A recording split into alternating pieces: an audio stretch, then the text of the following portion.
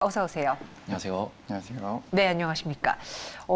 조금 전에 뭐 속보가 하나 나왔는데 이제 스타벅스 저희끼리 그런 이야기 했잖아요. 네. 네, 캐리백에서 결국 발암 물질 의혹이 사실인 걸로 드러났다고 하는데 이렇게 되면 뭐 신세계나 이마트 쪽에 좀 신세계 네. 타격이 있을까요? 아무래도 단기적으로는 있을 것 같습니다. 네. 저도 네. 캐리백 받고 싶었는데 이게 뭐 다행인지는 모르겠는데 저는 못 받았어요. 전 집에 2개나 있어서요. 그래요? 이거 어떡하죠? 전 사실 아는 척을 한 거라 네. 잘 몰랐거든요. 죄송합니다. 그렇습니까? 지금 주가상에서는 큰 영향은 없는데 그래도 이렇게 한 번씩 소비자들의 그 신뢰를 잃게 되면은 사실 네. 한 번 돌아선 소비자들의 마음 잡기가 어렵거든요. 그렇죠. 일단 진심으로 사과를 하겠다고 하는데 어떻게 사과를 할지 한번 봐야 될 것 같습니다.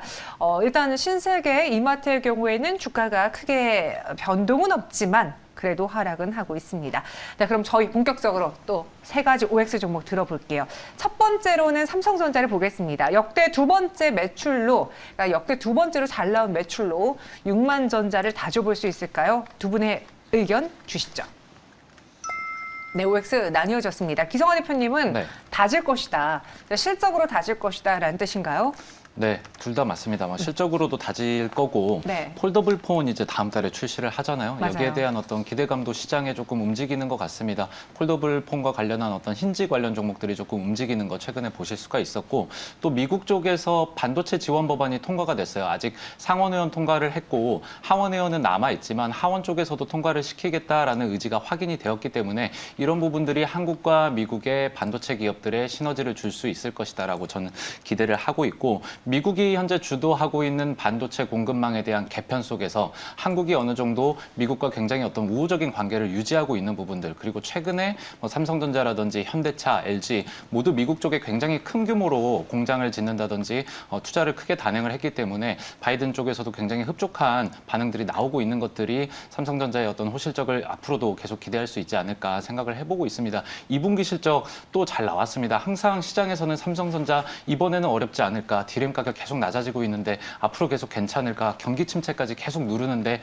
괜찮을까 하지만 삼성전자 항상 실적이 잘 나와주고 있고 디램 가격 하락했지만 낸드 플래시가 2분기까지 계속 가격 상승세를 보였기 때문에 또 여기에 계속 강달러 기조가 유지되고 있는 부분들이 환차익에 대한 부분까지 재무적으로 조금 긍정적으로 나온 것 같습니다. 지금 폴더블 폰이 출시된다라고 말씀을 드렸었는데 8월에 대한 출시 기대감이 계속 시장에 유효한 것 같아요. 내달 이제 10일에 갤럭시 Z 폴드 4 그리고 Z 플립 4 그리고 갤럭시 워치 5, 갤럭시 버즈 프로 2까지 미국 뉴욕에서 소개를 할 것으로 보이고요. 갤럭시 워치라든지 웨어러블 제품 그리고 폴더블 폰을 어느 정도 이제 본격적으로 대중화를 하겠다라고 삼성전자가 선언을 했기 때문에 폴더블 폰 시장에서 입지를 조금 더 확고하게 할 수 있는 8월이 되기를 조금 기대를 해보고 있습니다. 지금 가격적으로도 워낙 코스피 지수와 채널링되는 성격이 강하기 때문에 삼성전자 개별적인 어떤 이슈 외에도 어떤 지수의 눌림 현상들, 매크로적인 현상에 대한 영향을 굉장히 많이 받아요.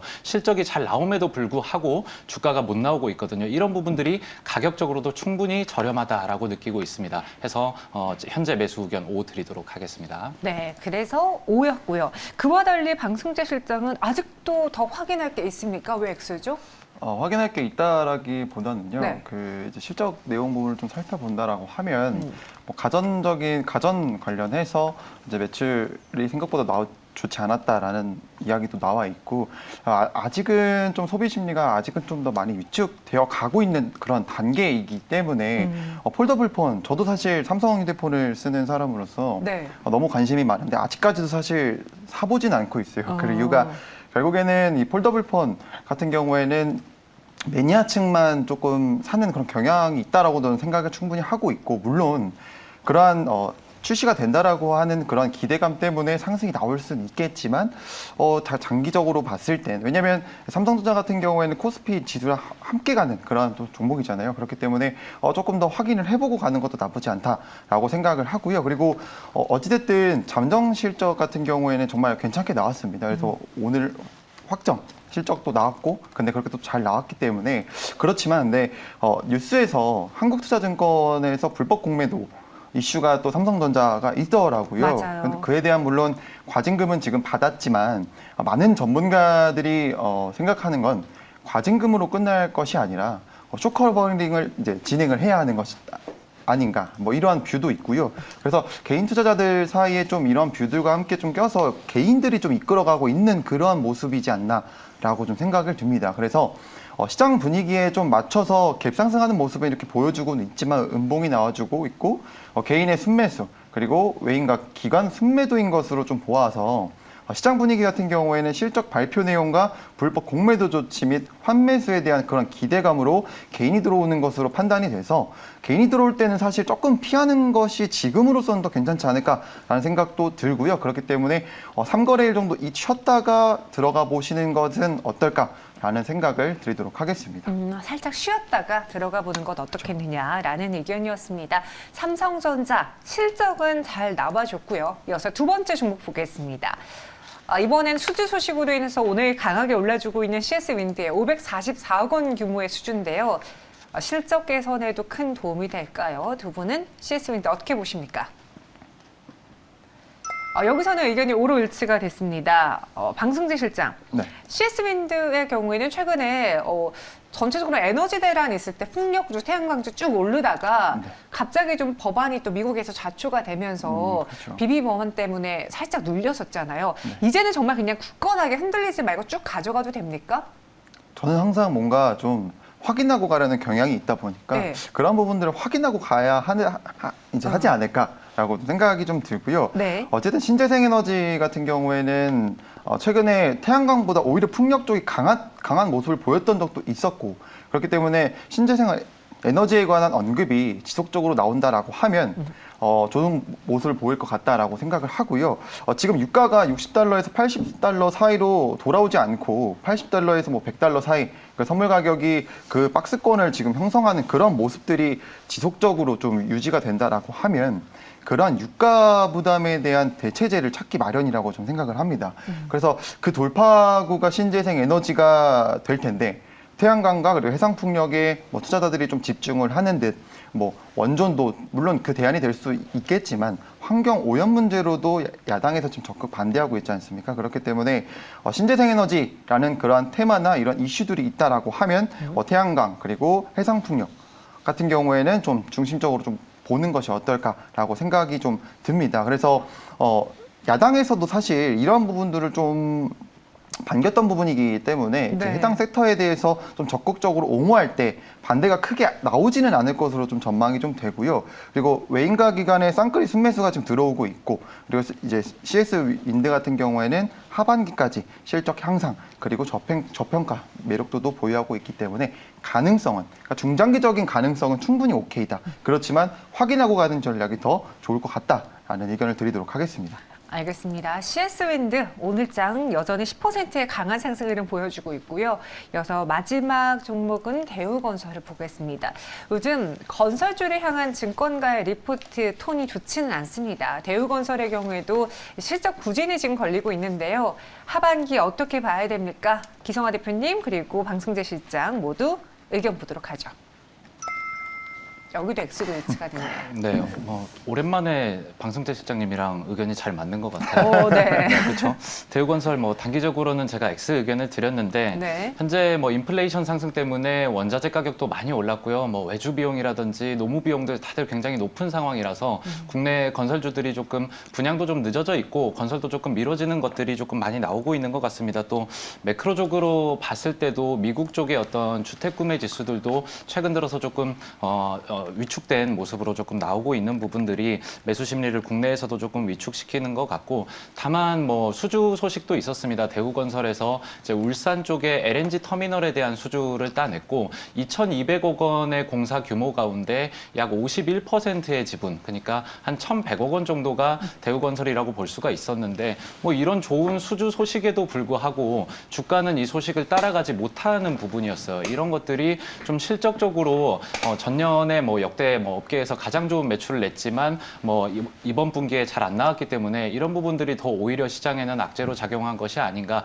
아무래도 작년 대비해서 작년에 너무 잘 나왔기 때문에 이번 분기에 안 나온 것들이 약간 대우건설의 엽기적 효과가 있는 것 같습니다. 해서 조금 장기적으로 건설주를 계속 투자 포인트를 가져가고 싶으시면 제가 그냥 대안주를 하나 추천을 해드리는 게 좀 더 나을 것 같아요. 해서 대우건설의 수급이랑 현대건설을 한번 같이 보시면 네. 다 건설주이기 때문에 환경 자체는 다 같았습니다. 뭐 매크로적인 지수들이라든지 국내 건설주였기 때문에 외부적인 환경 자체가 모두 같은 상황에서 대우건설이 사모펀드라든지 투신 쪽의 수급이 별로 안 좋아요. 기관 쪽에서도 조금 많이 나가고 있었고 실적적으로도 별로 안 좋았기 때문에 이번에 뭐 수주에 대한 소식이 있었어도 주가가 조금 낙폭을 조금 키운 상황입니다. 반대로 현대건설을 봤을 때 당기순이익이라든지 뭐 실적적으로 다 잘 나오고 있고 뭐 어느 정도 이제 단타 성향, 뭐 빠른 어떤 수익을 실현을 하기 위한 어떤 자금들, 뭐 사모펀드라든지 투신 쪽의 수급이 굉장히 잘 들어오고 있는 부분들, 기관 쪽에서도 잘 들어오고 있는 게 아무래도 이 지수가 조금 반등을 시작하게 됐을 때 건설주 쪽에서 실적 위주로 먼저 찾게 된다 하면 아무래도 기관이 지금 매수를 해놓은 상태이기 때문에 대우건설보다는 현대건설 쪽에서 조금은 주가가 조금 탄력적으로 나타나지 않을까 싶어서 대안주를 굳이 하자면 현대건설 쪽으로 한번 추천을 드려보겠습니다. 네. 대우건설보다는 그래도 현대건설이 어떻겠느냐. 또 현대건설의 경우에는 원전 그리고 앞으로의 수주 그쪽 부분에서의 강점이 있기 때문에 대우건설보다는 방어력이 건설 섹터 내 있을 것이다라고 주셨습니다. 네, 그럼 그 외에 두 분이 직접 고른 오늘 마감에 살 수 있는 마지막 종목은 무엇일까요? 키워드부터 보시죠. 자동화의 여유예요? 아니면 자동화 여유예요? 둘 다거든요. 아, 그래요? 네. 자동화 여유 그리고 여기는 불확실하면인가요? 물결이 똑같네요. 네, 두 분이 맞추신 것처럼 같은데 불확실하다면 근데 뭔지 알 것 같아요. 저희가 오늘 이 리포트를 다뤘거든요. 그렇죠? 리포트에 있는 종목이죠. 모르겠네요. 확인을 아닌가? 하진 않았어요. 한번 열어보도록 하겠습니다. 종목은요? 틀렸네요. 죄송합니다. 저 삼성전기인 줄 알았는데 맥쿼리 인프라였고 코인테크를 갖고 왔습니다. 맥쿼리 인프라 왜 우리가 봐야 되는지 어떤 불확실이에요? 그러니까 사실 주가에 대한 네. 뭔가 앞으로에 대한 전망이 사실 어제 이제 금리 결정이 나기는 했잖아요. 그렇지만 오늘 9시 반, 국내 시간 9시 반 기준으로 해서 GDP 발표가 또 있고 네. 그리고 사실 어제 파월 의장 발언을 좀 살펴본다라고 하면 다음 달에 있을 경제 지표를 좀 보면서 내가 앞으로 내 방향을 좀 정하겠다라는 건데 사실 그게 어떻게 보면 긍정적으로 작용할 수는 있겠지만 그런데 만약 경제 지표가 좋게 나오지 않는다라고 한다면 그 부분은 증시가 뭐 긍정적인 방향으로 가는 것보다 또 부정적인 방향으로 갈 수도 있다라는 또 반증이기도 하기 때문에 그렇죠. 저는 그래서 가져온 종목은 맥쿼리 인프라에서 좀 의아해하실 수는 있는데 사실 고배당 매력도 굉장히 큰 그러한 종목입니다. 배당 같은 경우에는 최근에 그렇지만 1분기에 1분기가 아니죠. 6월에 이제 있었던 배당금 같은 경우에는 시장이 예상했던 400원이라는 그 금액보다는 좀 낮은 380원으로 나와서 사실 주가 급락이 최근에 있었습니다. 근데 맥쿼리 인프라 같은 경우에는 주가 수익률 자체가 굉장히 좋기 때문에 저는 지금 많이 떨어졌을 때 올라올 때 좀 잡는다라고 하면 올해 마지막 12월에 있을 또 배당금도 받고 그리고 추가적으로 주가의 수익에 대한 시세 차익도 또 받아볼 수 있기 때문에 전 맥쿼리 인프라라는 종목을 좀 가져와 본 것이고요. 보면 사실 이제 리츠사랑 좀 비슷한 관점으로 보시는 분들이 굉장히 많습니다. 왜냐하면 배당이 있기 때문인데요. 그렇지만 리츠사랑 좀 반면 좀 다른 부분이 뭐냐면 차익 비중이 사실 리츠사 같은 경우에 굉장히 좀 높지만 맥쿼리 인프라 같은 경우에는 아무래도 뭐 사회 기반 시설에 대한 민간 투자법 에 따라서 투자를 하는 그런 회사이기 때문에 도로 그리고 뭐 항만, 뭐 철도, 뭐 가스로 구성이 되어 있어서 리츠사보다는 조금 더 매력적인 부분이 있다라고 저는 좀 생각을 하고요. 그리고 네. 최근에 엔데믹 영향으로 도로 자체에 대한 그런 통행료 사람들이 사실 차를 많이 타고 나오지 않습니까? 그렇기 때문에 그러한 부분에서도 매출이 좀 좋게 나온 부분도 확인이 지금 지속적으로 되고 있고요. 그래서 지금 보면은 저는 이렇게 지속적으로 증가하는 이런 배당금에 대한 이런 매력, 물론 예적금 금리가 지금 올라가고 있어서 그쪽 은행 쪽으로 많이 자금이 몰리고 있다라는 사실은 뉴스로 계속 나오고는 있지만 그럼에도 배당금과 그리고 시세 차익까지 챙겨갈 수 있는 그러한 종목이 좀 내가 과감한 투자를 지향하지 않는다라고 하면 이러한 맥커리 인프라라는 종목을 담아 보시는 것도 좋지 않을까라고 해서 오늘 좀 가져와 봤습니다. 가격 전략은요? 가격 전략은 추천가는 12,000원을 제시해 드리고요. 그리고 목표가는 13,500원, 그리고 손절가는 11,500원 제시해 드리도록 하겠습니다. 네, 맥쿼리 인프라였습니다. 목표 주가 13,500원, 손절가 11,500원이고요. 기성화 대표님은 자동화 여유라고 하면서 코인테크를 갖고 왔습니다. 어떻게 엉겨지어 볼까요? 공장이 자동화되면 여유 생기잖아요. 네. 그 첫 번째 의미고요. 자동화 여유 하면 네. 코인테크가 충남에 있습니다. 네.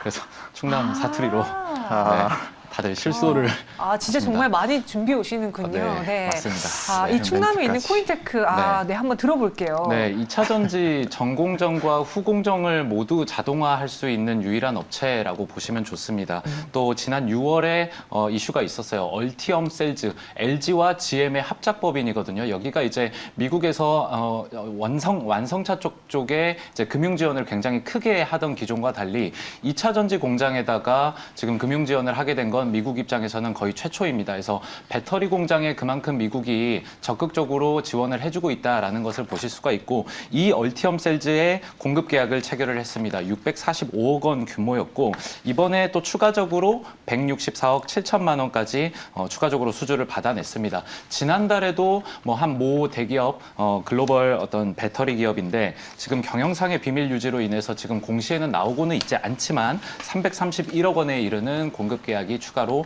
수주가 되어 있다라고 보시면 좋습니다. 이미 수주 잔고가 굉장히 많이 쌓여 있는 상태라고 보시면 좋겠고, 지금 주로 고객사들이 글로벌 배터리 대형 업체들이기 때문에 자연스럽게 생산 기술 고도화를 빨리 코인테크가 이뤄낼 수 있는 점들, 그리고 공정화 시스템에 대한 수요가 지속적으로 시장에서 늘고 있는 부분들을 주목을 하셔야 됩니다. 2차 전지에서 중요한 게 이제 얼마나 이제 효율성 있게 가격적인 경쟁력을 갖추고 있느냐인데, 뭐 원자재값, 뭐 니켈이라든지 코발트, 망간에 대한 가격들 계속 변동성이 큰 부분들, 이런 것들이 2차 전지 완성 공장들이 얼마나 배터리를 가격 경쟁력을 갖추면서 설비를 마치느냐가 중요한 부분인 것 같습니다. 여기에 따라서 자동화 공정들이 굉장히 글로벌 배터리 기업들이 주목을 하고 있는, 구조적으로 수요가 늘어날 수 있는 부분들을 조금 주목을 해보시면 좋겠고, 이번에 그 전환사채를 발행을 했습니다. 12가 나왔는데 기관 투자자들이 굉장히 매수를 많이 해줬어요. 전체 이제 그 수주를 보면 128만 5,697주입니다. 전체 주식 대비해서 한 11%가 넘는 굉장히 큰 물량인데, 조금 특징적인 것들이 표면이자라든지 만기이자율이 모두 0%예요. 최근에 금리가 높은 상황에서 이 12투자를 받으려면 한 뭐 여타 업체들이 뭐 3%에서 4%대 표면이자율을 주기 마련인데, 현재 코인테크는 만기 표면이자율 모두 0%입니다. 그만큼 회사의 어떤 실적에 대한, 내년도 주식으로 청구가 됐을 때도 충분히 이자 외에 시세 차익을 누릴 수 있다라는 어떤 자신감을 방증하고 있는 12투자였다라고 보시면 좋을 것 같습니다. 앞으로 이제 매출도 잘 나오고 있어요. 지난해 보시면 1,063억 원이었고 영업이익은 66억 원이었습니다. 올해 1분기 영업이익, 전년도 1년치 영업이익을 거의 마쳤습니다. 1분기 영업이익이 이미 50억 원을 넘어선 상황이기 때문에 지난해 실적 올해 충분히 훌쩍 넘을 수 있을 거라고 기대를 해보고, 가격 전략 보시면 종가부터 매수는 25,150원에서 해주시면 되겠습니다. 그래서 목표가는 이제 저번 달에 고점 만들었던 33,000원이고요. 손절 라인은 21,500원으로 설정해 드리겠습니다. 네, 코인테크 목표 주가 33,000원으로 오늘 마감해 사보겠습니다. 네, 그럼 여기서 외국인과 기관 투자자들의 수급도 좀 빠르게 체크해 볼게요. 외국인이 오늘 주로 산 종목, 판 종목 뭐가 있습니까? 특징적이라고 볼 수 있는 건 아무래도 오스템 임플란트 쪽이고요. 네. 아무래도 2분기 영업이익이 562억 원으로 전년 동기 대비해서 64.2%나 증가했다라는 리포트들도 나오고 있고 이슈도 나오고 있고요. 그리고 증권사 평균 예상치를 2배 가까이 웃도는 그런 깜짝 실적이기 때문에 이러한 수급이 들어오지 않았나라고 생각을 하고, 지금은 성수기가 아닌 그러한 좀 2분기에 최대 실적을 좀 경신하면서 3분기 연속 20% 이상의 영업이익률을 달성을 또 했습니다. 그렇기 때문에 오스템 임플란트에 좀 수급이 좀 들어오지 않았나라고 생각을 좀 하고요. 그리고 두 번째로는 현대위아입니다. 20년 2분기부터 해서 사실 7분기 연속 어닝 쇼크를 기록한 이후에 네. 올해 들어서 2분기 연속 어닝 서프라이즈로 좀 전환을 했습니다. 기계 부문의 흑자 전환과 함께 실적 안정성에 대한 신뢰가 좀 커질 좀 전망이고요. 그렇기 때문에, 그리고 하반기는 반도체 수급 개선 이슈가 지속적으로 있지 않습니까? 그렇기 때문에 완성차의 구조적인 가동률 개선이 좀 가능하다라는 점에서 자동차 부품 산업의 추가적인 마진 개선이 예상이 된다라고 생각을 합니다. 그렇기 때문에 현대위아 쪽에 좀 수급이 들어오는 그런 모습들이 확인이 되고 있습니다. 네, 알겠습니다. 마지막으로 동시가 구간 분위기 보겠습니다. 코스피는 현재 0.9%가량의 오름세를 보여주고 있습니다. 2,437선에서 움직이고 있고요. 코스닥은 아쉽게 800까지는 좀 못 가네요. 798.38포인트로 전거래에 비해 0.34% 오름세만 나타내고 있습니다. 네, 지금까지 마감 동시효과 함께 하셨습니다.